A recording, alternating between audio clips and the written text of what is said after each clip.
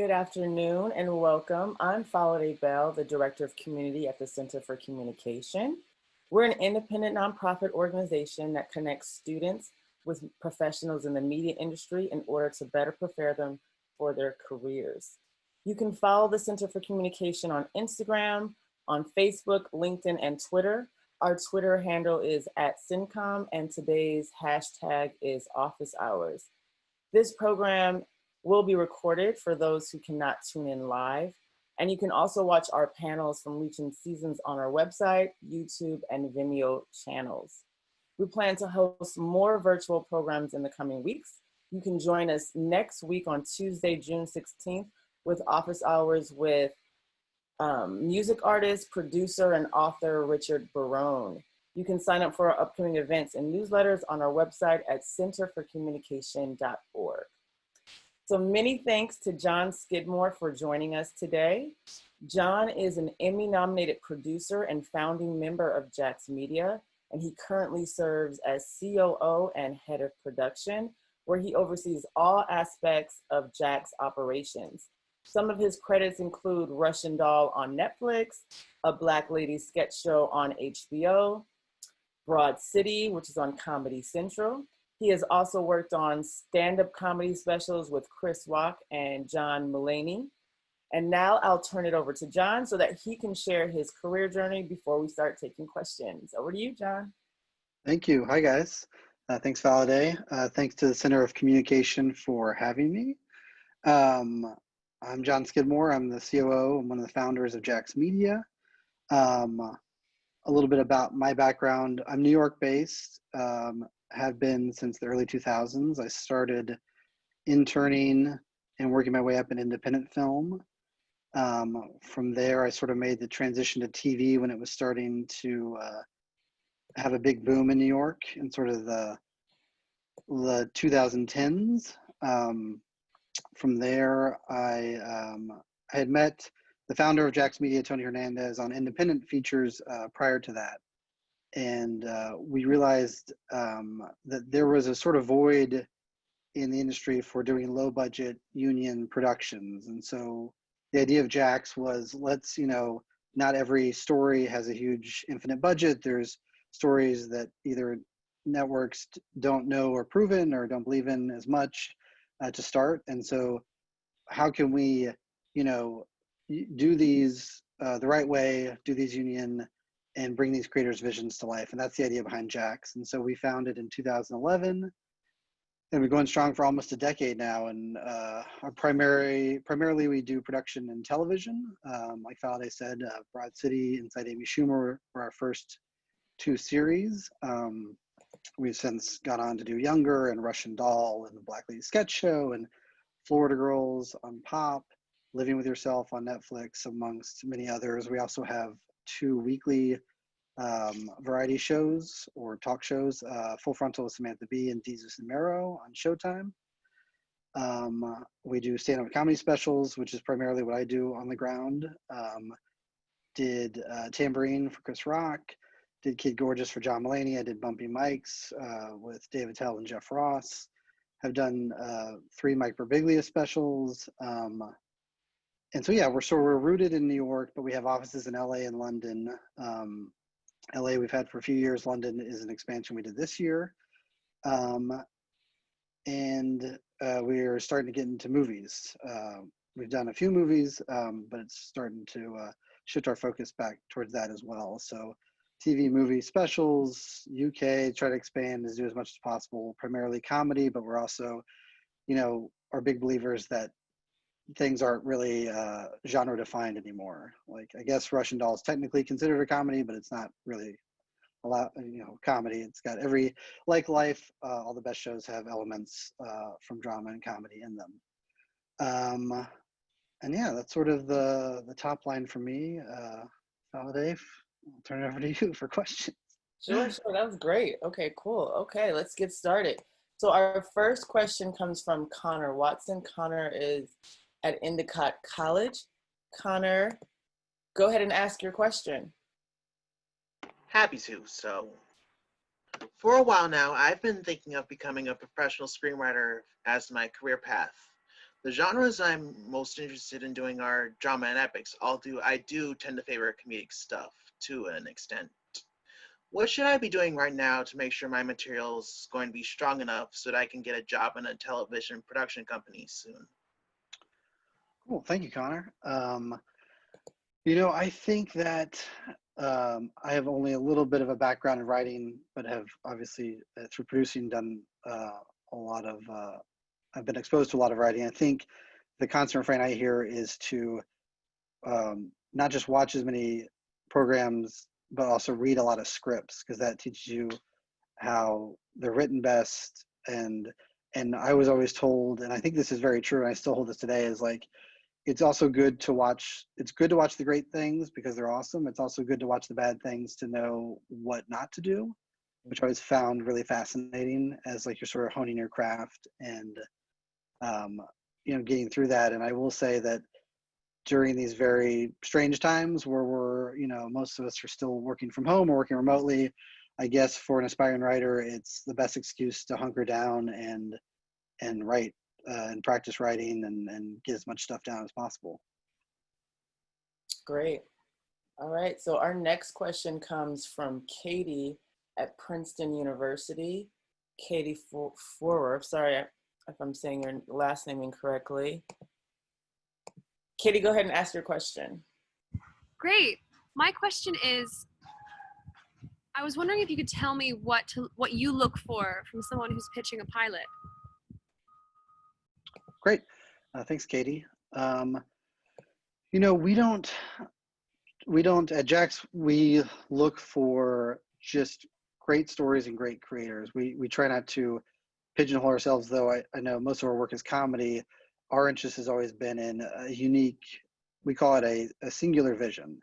So all of our shows are uniquely the creator's show. And that's like our goal in making them, is to keep that vision intact. And so, Gaffigan is all Jim Gaffigan, and Russian Doll is Natasha Lyonne, Amy, and Leslie Headland, and you really see that vision come through. And I think that is the most potent thing.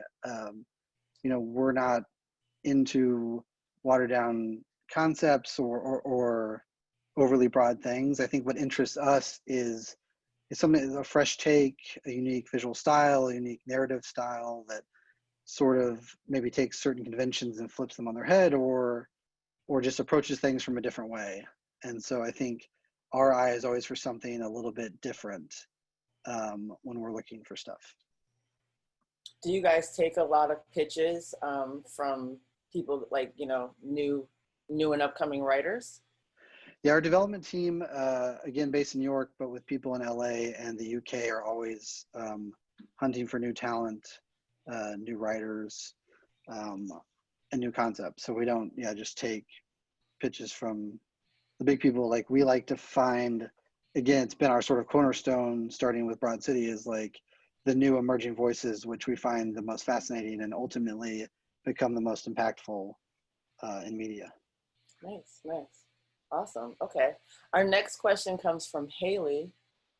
Haley is at NYU Tisch. Haley, go ahead and ask your question. Hi, thank you for coming and speaking with all of us. My question is, what is the kind of best entry-level job for somebody who kind of wants to be a writer for comedic-leaning television, if hopping into a writer's room right away isn't quite possible? Great, thanks, Haley. I think that it's funny. I mean, I guess removing the current situation where things aren't really open, I mean, I would say places like, well, unfortunately, UCB is closed in New York, but comedy clubs like that or improv venues are good because they're the best place to meet people at all levels of your craft and to sort of hone your craft that way. I think anywhere that gets you exposed, outside of writers' rooms, working on productions can be somewhat helpful because it's all about, business is all about meeting people, and now is a more difficult time to do that. But in any facet where you can interact with people, you never know. On, some of the first indie films I worked on, some of the PAs are now DPs or creators of their own shows. And so this business is very much sort of talent comes from within the entertainment industry and these different projects. So you never know, the PA you're PAing with one day is like an executive network soon. And so I think all that is to say is like some job that is adjacent to, if you can't get a job in a writer's room, something that is adjacent to performing, writing, or production or anything like that is probably the best approach. Nice. Okay. Our next question comes from Chloe. Let's see if we can get Chloe on. Chloe, go ahead and ask your question.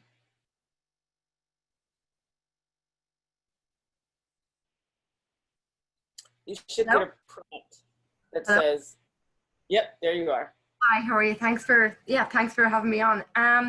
Basically I'm a recent graduate and I want to become a producer. So my question was like, what are some like key factors that you find like that are essential when producing well distributed shows that many people generally wouldn't know to follow, like maybe be it sort of like the sort of contracts or like just those kind of factors that people wouldn't really think about? If I'm understanding the question correctly, so you're asking what kind of things to look out for when producing your own content, like? Yeah, like let's say if you were let's say you were executive producer on an upcoming show, it's like what kind of factors do you think that are essential to follow in order to get it distributed correctly? Oh, gotcha. Yeah. Okay, so I think that ultimately, I guess it boils down to like a certain skill set, and it'll loop back around to my ultimate point, which is like, I think the best producers are multitaskers that have a good head on their shoulders and exercise common sense, because producing is just problem solving constantly. Like I never know, people ask me what I'm doing in my day and I never quite know because a million things come up throughout the day. It's just solving things, putting out fires. All that said, that I think that also the best productions to sell are the most focused and organized. So I think that if your intent is to make something and then sell it for distribution, I think that you want to have a clear product, whether it be a sizzle or something to sell that with, and then have a backup of a paper description. And also if you shot something, have a backup of like, people nowadays all want to know, like, you pitch a show, that's great, how much does the show cost? So having an idea of that in your mind is always great, because it's no longer just like, oh, we sold a show, make it for whatever we want. It's typically is, we sold a show, how cheaply can you make it, unfortunately. But yeah, so I'd say just having a clearer vision for the show you're doing, both logistically and creatively, is the best thing. Well, now, if you're a new producer, you're trying to produce your own thing, how do you get a sense of how much it costs to create a show? Yeah, I mean, I guess the best thing, I mean, typically, I guess if you're producing your own stuff, you're using as much of what's available as possible and trying to keep the cost down as minimally as possible. So I think that for most of those types of shows, it's how many favors can you get or call in, how many actors or access to locations. And outside of that, it's how little as possible can we spend, or using resources as to the best of your ability, I guess. So that's kind of not a very straightforward answer, but. All right, our next question comes from Jerica. Let's see if we can get Jerica. Jerica, go ahead and ask your question. Hi, my question is, what was it about Broad City that made you want to move forward with the project?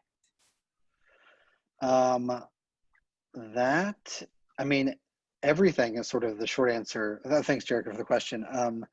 We were brought on the project. So we'd done a movie with Amy Poehler this summer before called They Came Together. And so Tony and Amy were talking, and she had this project she'd sold to Comedy Central that was a web series before, and would we check it out? Would be interested? And we just fell in love from the outset. I mean, it's that the show we made with Abby and Alana and Amy is what the web series was. I mean, from day one, talk about a clear creative vision of what the show is. Like, it's just from those webisodes to the pilot script to the initial pilot, it was just a kind of comedy we hadn't seen before, a show with like heart, but is also sort of down and dirty and a little bit filthy. And it just checked all the boxes for our tastes. And was just sort of like great that it happened to come upon us right when we were sort of starting our company. It was just sort of a happy accident that I think it was just a good pairing between Abby, Alana, and Jax to make that show, and it's still some of our best memories of making television. Nice. Now, when you have shows that have kind of had their starts with web series, are those sort of easier to turn into shows, or do you guys look for those more often? I don't know that we seek them out, but it is always, it's funny, we tend to find when selling to networks, often when you have a product that you can showcase, especially a visual product, it helps sell the tone. So that's Old Broad City. Our series Search Party, we did an independent, we financed the pilot for it, mostly because it's such a unique tone that it's the kind of thing that's hard to pitch in a room. And even if you do pitch it, there's always the risk of, development execs sort of hurting that in the long run. So by having a fully shot project, we were like, here's the show. And it's so much easier to be like, this is the tone without trying to describe it to people. So anytime you can have some sort of aid, it doesn't have to be a fully shot pilot. It could be a scene. It could be just a great pitch in the room, but anything to help sell that, because I think part of the job of pitching obviously is relaying the creative and filling people's with your relaying your imagination to the exec who hears like 10 of these a day. So. Right, nice. All right, great. So our next question is from Margot from Fordham University. Margot, go ahead and ask your question. Hi, thank you. I just wanted to ask, why did you decide to expand to the UK, and how did that expansion change your business, especially because British comedy is different from American comedy? Thank you, Margot. We expanded for that very reason. We had been talking to people in the UK and realized that, there was a ton of comedic talent. A lot of them were being imported to the US sort of over time. And, there's only so many outlets in the UK. This is sort of changing now because Amazon and Netflix are over there, but historically it's BBC, it's Sky, it's Channel 4. So there's tons of talent, not a big output. So we found that some of that talent was just starving for an output. And I think that our shows had given us a good enough name over there between Broad City and Search Party and Russian Doll that we felt like, oh, we can meet with people and find great talent and make great shows there. And it sort of has panned out that way. I mean, we have pretty much a show in development with each of the channels over there. And they're also just shows that, again, talking about that unique creative vision, there's something about UK, especially comedy, that is sort of unlike US in a broad sense. Their channels let them do things. I mean, Fleabag is a perfect example of an insanely amazing show that I'm sure would have either gotten butchered or never made in the US. But now everyone wants to make Fleabag. It's, same thing happened with Broad City. No one wanted to do Broad City, and now for a while, every show wanted to be the next Broad City. So it's like, you got to make that change, and then everyone will follow. And so we feel like the UK is an amazing ground, and the talent we've met there are just incredible and have great stories to tell. Two of my favorite shows. Okay. So our next question comes from Madeline Kahn. Madeline, go ahead and ask your question. Hi. So I recently graduated and I'm trying to get my foot in the door, which isn't really great at this moment. So my question is, what kind of work is most needed right now for productions as they work in quarantine? And how can I make myself most helpful to productions at this time? Yeah, this is thank you, Madeline. This is a great question, and it is a very tough time. I thought that the 2009 recession was a tough time to get into film, but this is something completely different. It's tough because the mode right now, and we're starting to get back into production, figure out how to do that in person because we'll just need to at a certain point. But right now, remotely, unfortunately, it's how can everyone work at home, and it's the technology is there to do it to a mostly successful extent. So there's not really stuff you can do to help.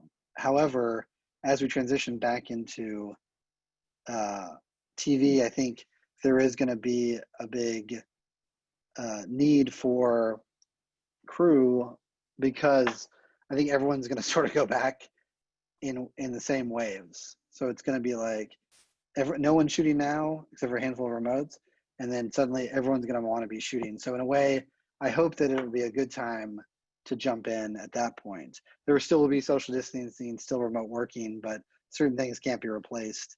And so I think that, you know, PAs, runners, those classic sort of entry-level things, there will need to be a ton of those. And so hopefully, my hope is that there will be opening for those coming in the next coming months, whether you're in New York or LA or Chicago or somewhere like a production hub.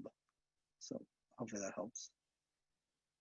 Awesome. Our next question comes from Jasmine at the New School. Jasmine, go ahead and ask your question. Hi, this is a sort of follow-up from before when you were talking about taking pitches of pilots, and you mentioned, you know, Gaffigan, Leslie Headland, like they had all had sort of, you know, established careers, but how about creators that you don't know? I mean, what is it about a creator that makes you want to work with them? How do you find pitches? Are you approachable? You know, sort of all of the above. Yeah, okay. Thanks, Jasmine. Yeah, you know, the development team has their own systems, but it does involve, I mean, again, sorry to couch all this in weird COVID talk, but previously scouting live shows, comedy shows, meeting with people. I think they still do that virtually to some extent.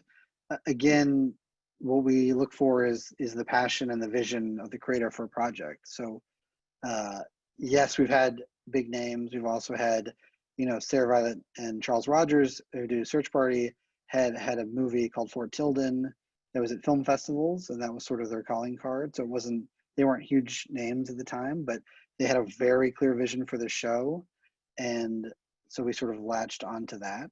A lot of times, you know, writers on other shows are the ones that come and pitch us, you know, their type of ideas. I mean, Robin Thede, the creator, showrunner, star of Black Lady Sketch, is a perfect example. We, you know, filmed, self-financed The Rundown, which was on BET for a season. It was a weekly show hosted by Robin.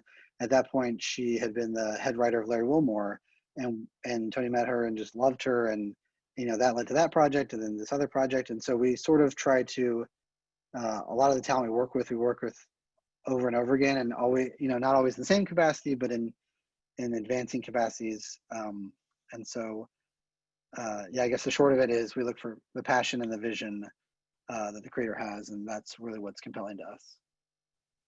Nice, nice. So our next question is anonymous, so I'll go ahead and ask that question for the attendee. Would being a marketing student with a secondary concentration in communications and media management be a good major if I want to work in production? What do you think are the best majors for people who want to work in production? Those sound fine. I mean, the real honest truth is that I think any major can work in production. I mean, some will help you get a leg up, but any sort of knowledge you bring is great. I mean, it's funny in film, once you get past, you never really ask what people's degree was in college past entry level. Like, it's really like, what films have you worked on, who have you worked with, and what's your work on those films?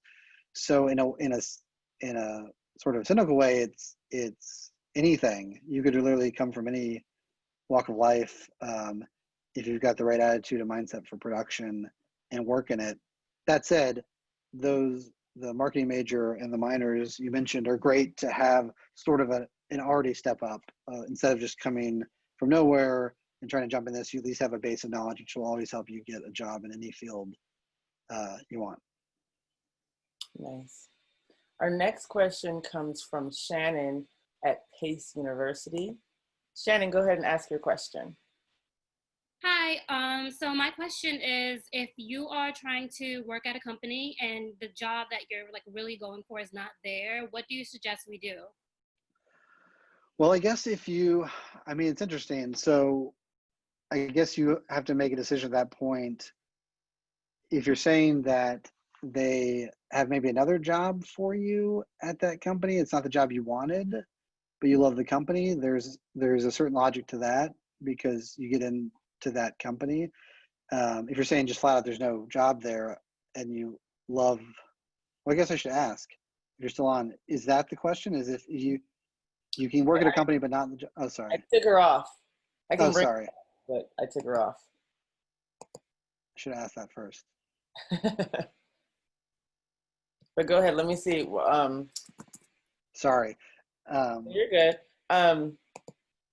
Shannon, did you want to go ahead and Can you hear me? Yeah, I can hear you. Perfect. So my question is like basically like if I'm applying to companies and they don't have my specific role, but I know that's the company I want to work for, like should I just apply to the jobs they have available if I know I'm qualified and can work there doing that job? Yes, I think if you're confident in that company, then that is a good approach to do, because a lot of companies, I mean, Jax is like this to a large extent, hire from within.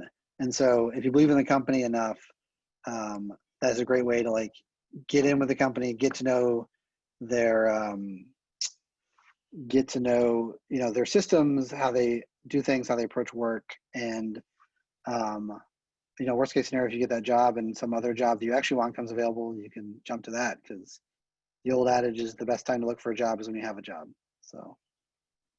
And would you suggest that if somebody is, let's say it's Jax, and they see a few different jobs, they just apply to one job as opposed to trying to apply to like all three of the jobs that they see or two jobs that they see?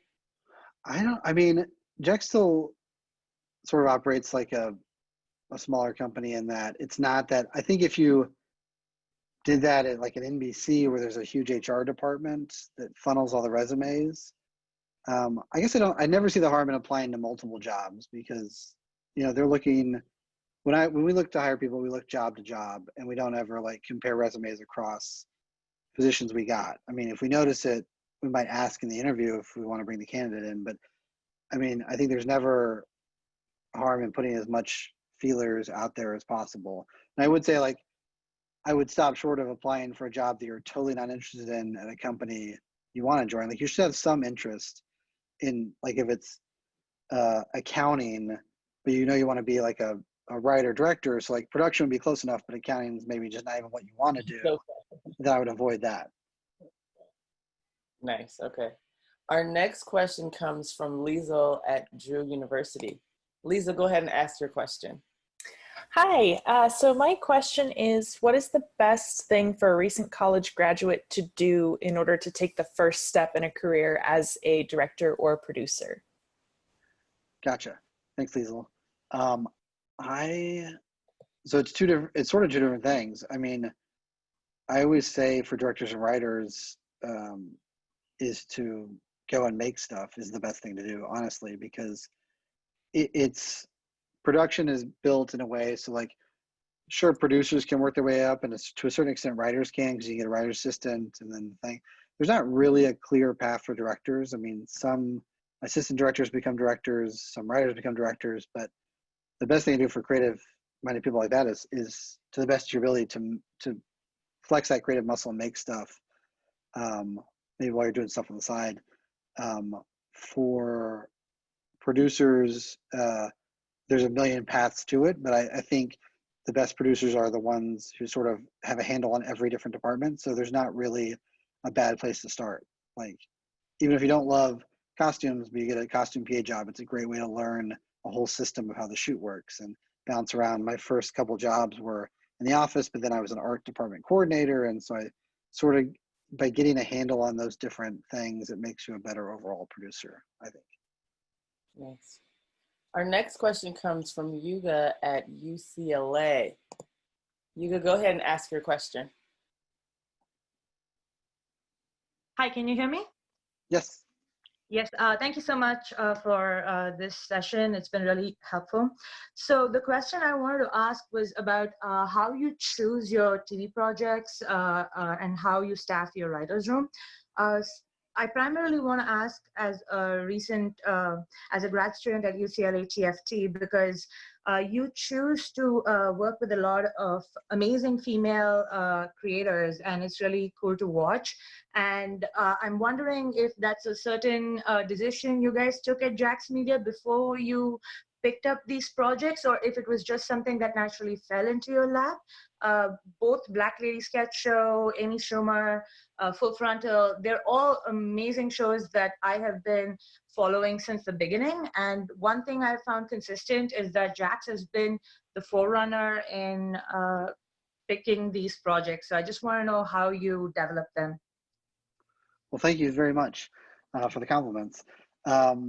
Yeah, I mean, you know, our primary focus is that singular creative vision, but also always forefront in our mind is new, upcoming, and diverse voices, things that you don't see on TV all the time, or just, I mean, to us, the most interesting writers and creators are the ones who are surprising us and have an approach that's just different than everything else that's going on.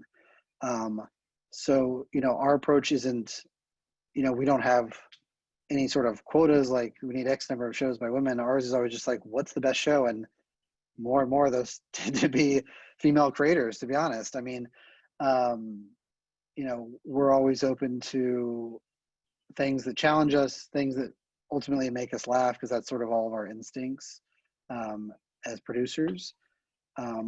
But there is no real like formula or rhyme or reason to what we respond to. Those shows you mentioned are all vastly different, but they all appeal to us just on different levels. And so, and as far as hiring writers, you know, that is something we help showrunners with, but a lot of times, again, to preserve that unique vision, we let showrunners, and they should lead the search on that for the writers. I mean, Robin's involved in hiring every writer on that show, her along with Lauren Ashley Smith, the head writer.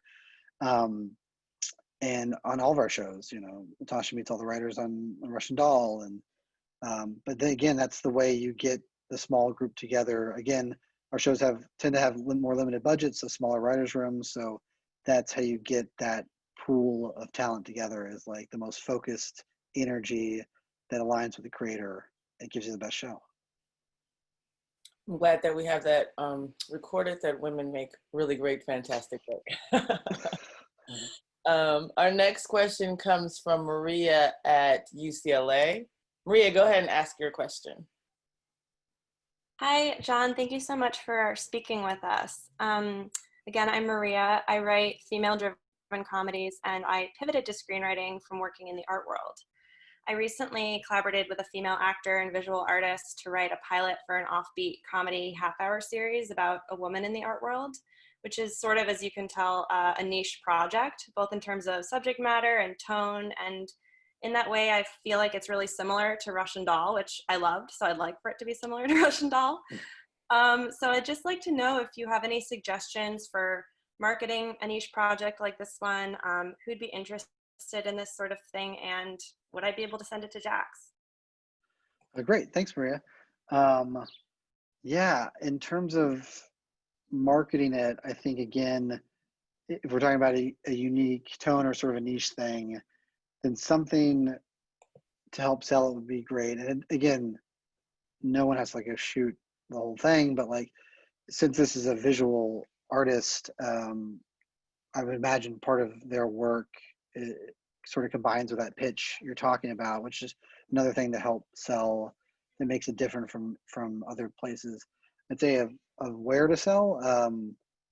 I mean, thankfully now there are so many outlets, but the streamers are really sort of the home for the most varied kind of, really outside of like FX, I guess. The streamers are like your home for the most varied type of contents and I guess niche, for lack of a better word, type shows. And as for sending it to Jax, yes, I need to figure out the best way to facilitate that. But we do take pitches, so I will ask my development team and maybe circle back around with Faladay or something on how they take submissions, because it's the other side of the company for me. So yeah. Okay, we'll see what John can share, and then we'll share that with all the attendees in terms of reaching out. So our next question comes from Maxim, recent graduate of Drew University. Maxim, go ahead and ask your question. Hello, hi. Hi. I was gonna ask, I've acted in film and I've done music production and all of that.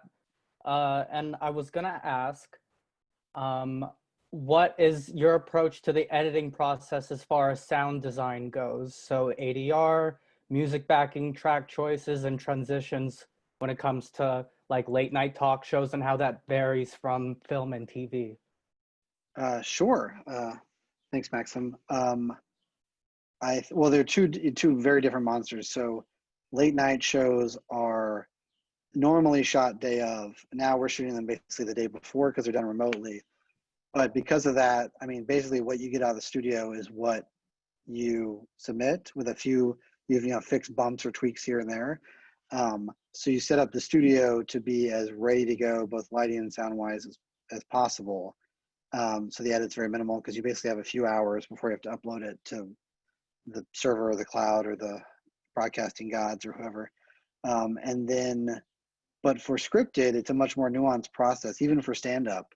I mean, generally, we try to avoid ADR as much as possible because even the best ADR is pretty clunky. I mean, I'm sure if you studied it, you're like me, and every time you watch a show that you hear an ADR line, it sort of just takes me out of it. So try to get the best sound location as possible. And then, we work with a variety of sound mixers, but primarily a company called Parabolic in New York.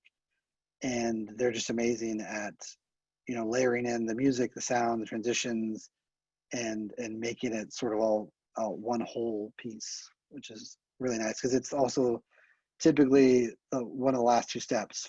Color finishing and sound finishing happen sort of simultaneously, so it's nice. It's really coalescing at that point, and you feel like you have a whole product.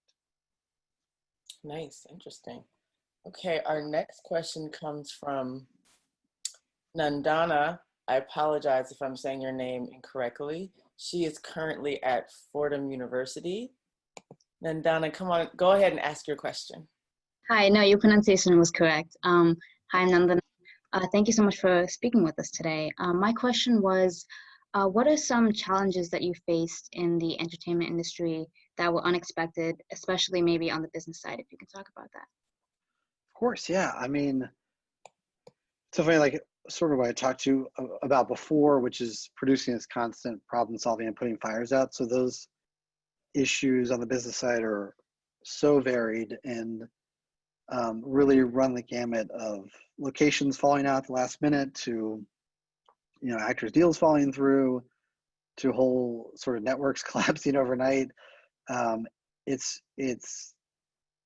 sort of can be somewhat overwhelming, but I feel like the way I approach it personally is one fire at a time. So it's like, let's get this settled. Let's, also one thing to never, to not dive too far into philosophy, but one thing I try to encourage people never to do is when a problem arises, there's an instinct in some people to get into the blame game or why it happened or whose fault it was. But the better solution and the better producers are like, it doesn't matter what happened because it's already happened. So what do we do to get past it? Because we're in a business of sort of instant results and gratification, and every second costs a lot of money. So rather than dwell on that, how do we move past that problem?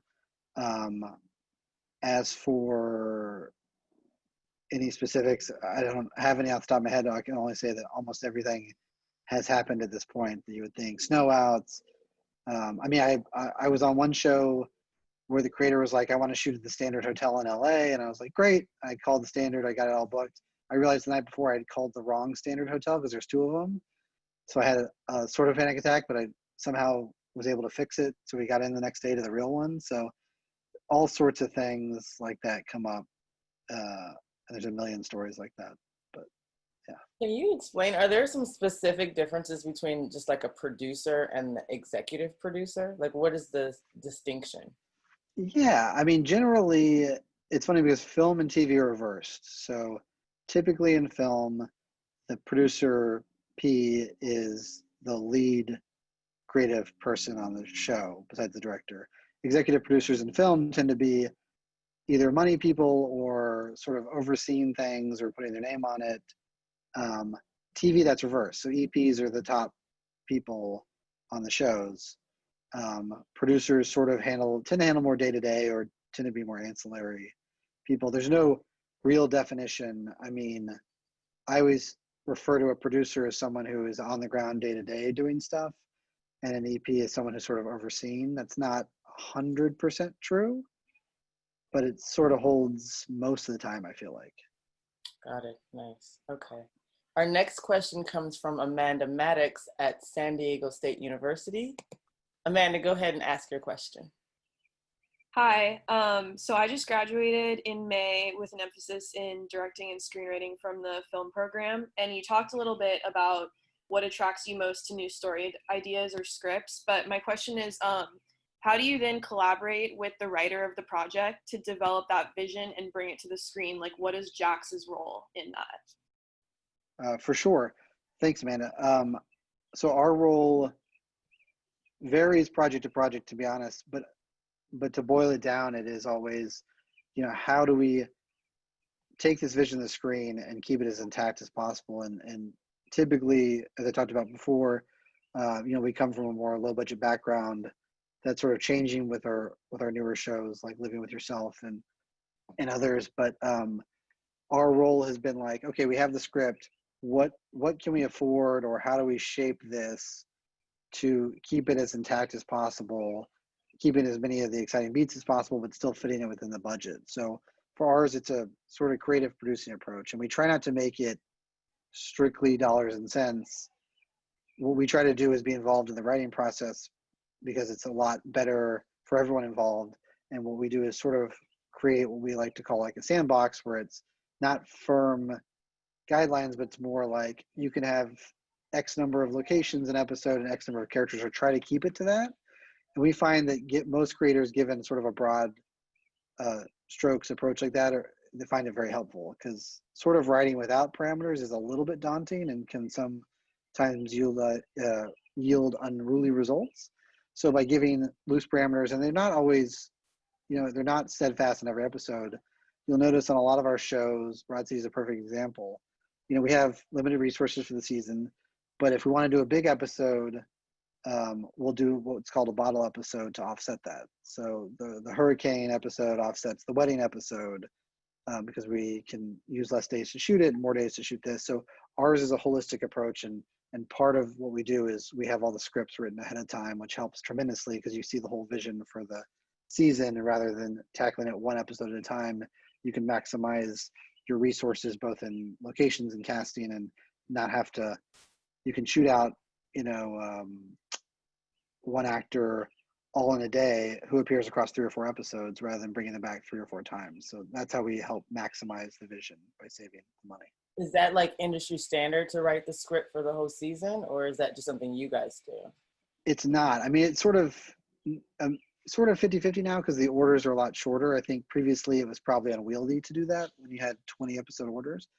But now that they're, 13 or even 10 or 8 or 6 sometimes, it's definitely the best way to help costs up front, because you can all agree on the creative vision and what the big story arcs are, and you're doing less reacting and more of the producing is done up front, where you can plan things out, and it helps you get actors. Like we did a show on TV Land called Nobodies that had a bunch of Groundling alums. So like Kristen Wiig would work a day, but she's in 3 episodes. That kind of thing helps get you better talent, helps get you better locations that you couldn't normally afford to go back to. And so we find it insanely helpful, and I'm not even sure how you would do it another way without spending a gazillion dollars.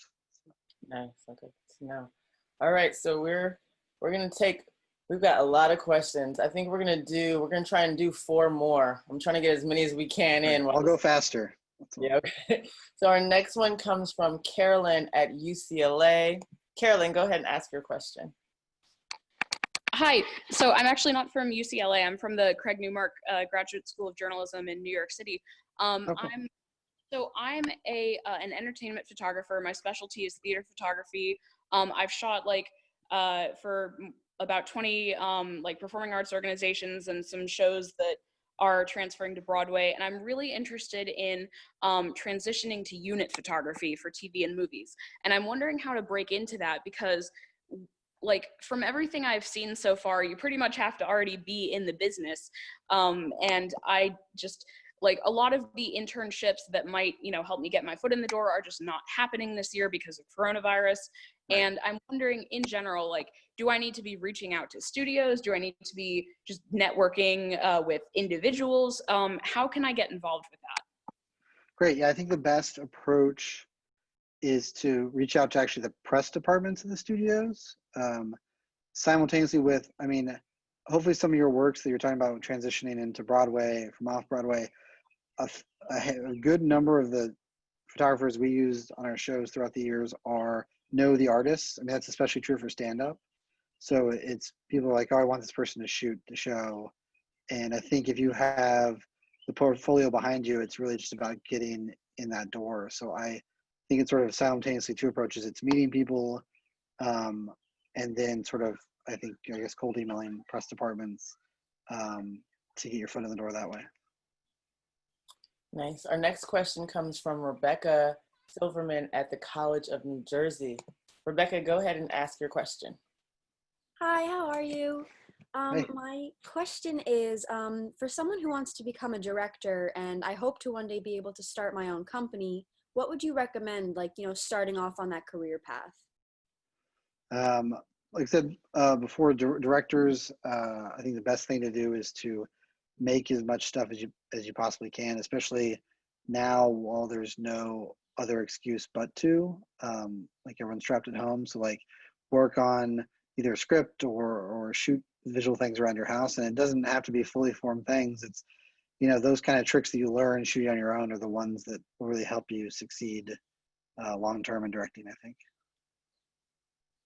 Awesome. Our next question comes from Han Lee at NYU. Han, go ahead and ask your question. Hi, John. Thank you so much. So as a recent graduate, I am looking to produce and eventually become an executive for a studio or production company. I'm wondering, specifically at Jax Media, what are some of the qualities you look for in production assistants or general assistants that you found particularly useful or helpful? Great. Thanks for the question. I think that, like I said about producers, this is true at all levels. It's hard work and common sense and always listening are the three cornerstones of people that I look for, because you'd just be surprised in life. And I find this even now for me, I spend a lot of time walking around the office sort of just listening, and you learn a lot just from doing that. And so coming up, that was sort of a mantra too, is work my way around the office. I'm not talking about spying on people, but conversations just happen. You can become a part of those conversations or overhear them, and you learn a lot of ancillary stuff from that. So I think a combination of that, always being willing to do whatever is asked of you, and just having common sense, those three things are paramount to success. Cool. Our next question comes from Ellen Cleghorn. Ellen, go ahead and ask your question. Hello? Okay, there it is. I'm muted. Hi, how are you? Hi, Ellen, how are you? I recently got my PhD from NYU, and then before that, my master's degree, and I spent some time teaching. I got my degree from the Tisch School of Art. And I'm not a new talent per se. I'm a returning talent. I've worked with Chris Rock and Louis C.K., and I have my Emmy from SNL. And I wanted to maybe do a special, or really what I really want to do is a web series. And so I've been developing stuff and that address special circumstances. So I wanted to find out from you, do you think Jax is a good place to start from the project, or what would you say would be just general steps? I know I hear you saying that people should just start filming and then put it up. Is that what you think would be a good idea? Yeah, I think for a web series, that's a great approach. Thank you for the question, and congrats on all your success and degrees. Yeah, I think again, there's so many outlets to get stuff out and get your stuff seen. And to go way back, to use Broad City as an example, again, started as a web series people found on YouTube. And there's tons of those platforms. There's short form platforms now. I think that is the best approach. And then in the back of your mind, always have like, what is the narrative or long form version of this show like? Because as you get noticed on your short form, it's always good to be like, the first question people ask you is like, how do we put this on TV? And so I think doing those both simultaneously is great. All right, 2 more questions. Our next question comes from Jordan at Gettysburg, a recent graduate of Gettysburg College. Jordan, go ahead and ask your question. Hi, so you kind of mentioned this with the distinction between EP and producer, but as COO of your production company, I was wondering how much of your time do you actually spend on set of your shows? Great question. I have, as the company's grown, I've spent less time on set. Again, I do all the specials we do. So I've done about 12 to 15 comedy specials over the last 10 years. And those I'm on set for all the time. Other series, I tend to do the new shows for us too. So I did the show Nobody's in LA. I got Black Bay Sketch up and running for season 1. I did Florida Girls in Savannah. So for us, it's like if there's a new show in a new region for us, that's also what I spend a lot of my time doing. So I try to get on set as much as possible. It's harder as we expand, is the short answer. Awesome. And our final question goes to Kevin. Apologies to everyone who we couldn't get everyone's questions in. These have been awesome questions. Kevin is a San Diego State University alum. Kevin, go ahead and ask your question. Hey, you can hear me? Yes. Hi, it's good to be here with you guys. So my question is about living in cities with a lot of production work like LA.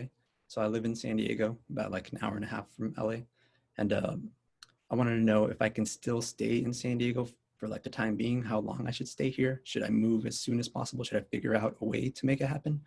I know I'm just a little concerned in terms of like the cost of living in LA, as well as like the pandemic and how much work will be available and that kind of stuff. So I'm a little uncertain as to when I should like move and get that ball rolling. Right. Great question, Kevin. I think, I mean, San Diego's proximity to LA is great. I think it's a couple hours away.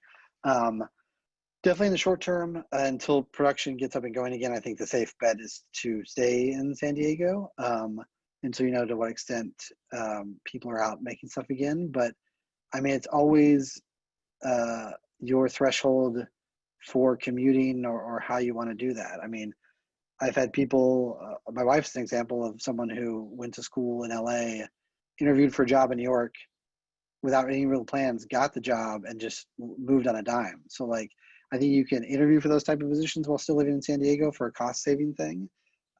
Commuting's probably out of the question because that's pretty insane. But I think, you know, what you're talking about is I would stay in San Diego definitely for the short term and then start taking meetings in LA. And if it gets serious, then you can sort of explore that, you know, that move. Is it? That's I mean, it. Yeah, I mean, we could obviously do this for hours and hours, but yeah, any final words? I think that was awesome. Great. I mean, thank you guys for having me. Thank you, the center. Thank you, Faladay. I hope that this was somewhat remotely helpful to people and I didn't just babble on for a while.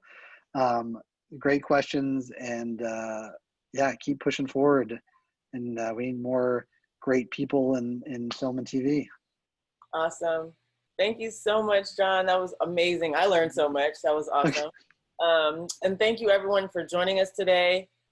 We invite you to sign up for our newsletter via our website to receive notice of upcoming events. If you enjoyed our discussion this afternoon, you know, please consider making a donation. We are a nonprofit to the center and just help us to continue to provide free workshops like this for students in the future. So you can visit our website at centerforcommunication.org/donate. Bye. Thanks, everyone.